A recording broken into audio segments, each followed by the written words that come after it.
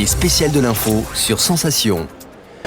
Week-end spécial sur Sensation à l'occasion du Salon international de l'aéronautique et de l'espace. Je suis avec Magali Jobert, vous êtes déléguée générale de l'Association pour la formation des métiers de l'aérien pour AFMAE. Alors elle est présente dans le 95 et dans le 78. Quels sont les objectifs de l'AFMAE au quotidien ?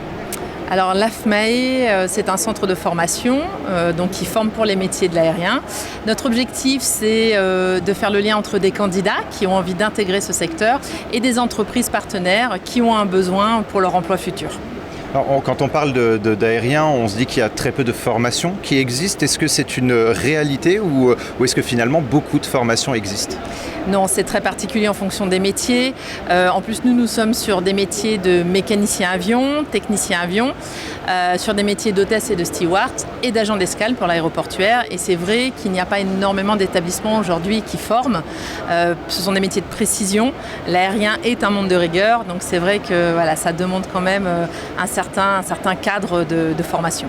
Justement, quelles sont les compétences à avoir pour rejoindre une formation dans l'aérien ? Est-ce qu'il faut nécessairement avoir fait d'abord des études supérieures ou est-ce qu'on peut rejoindre certaines formations quand même ?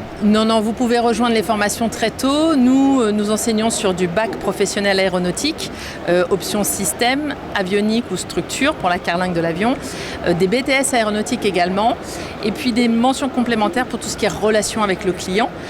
Donc c'est pas forcément des parcours qui demandent des hautes études. L'apprentissage, ce qui est intéressant, c'est que c'est de 16 à 29 ans, donc vous pouvez aller expérimenter ou débuter dans une voie et puis finalement vous rendre compte que vous aimez l'aérien et pouvoir repostuler à l'AFMAE et nous on vous aide à trouver votre parcours et la formation qui va avec.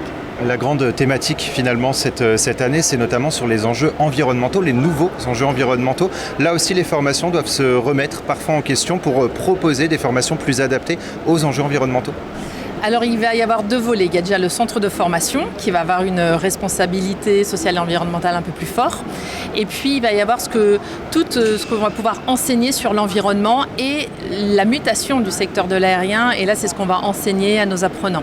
Voilà, c'est vrai que le monde change et finalement venir travailler pour le secteur de l'aérien, ça veut dire être acteur de cette mutation, de ce changement. Et c'est aussi pour ça que nous, on est là aujourd'hui au Salon du Bourget pour le dire, pour inviter les gens à connaître, à s'intéresser, au moins à être curieux et savoir qu'on a envie de faire le lien entre l'aérien, qui reste toujours essentiel dans le transport de personnel, en tout cas transatlantique, et puis toute la présence d'esprit, l'intérêt qu'on a aujourd'hui pour l'environnement, c'est important.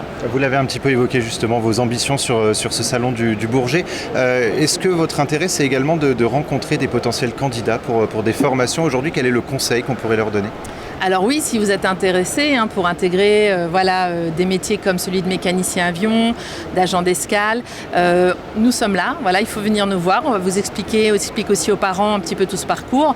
Et le deuxième objectif, au-delà de trouver des candidats, c'est aussi d'expliquer aux entreprises qu'il est important de passer par l'apprentissage et que c'est aussi un des forts leviers de l'emploi, surtout que ces métiers-là aujourd'hui sont des métiers extrêmement en tension.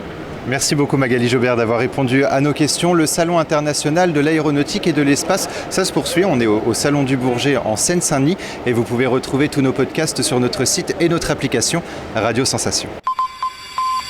Les spéciales de l'info.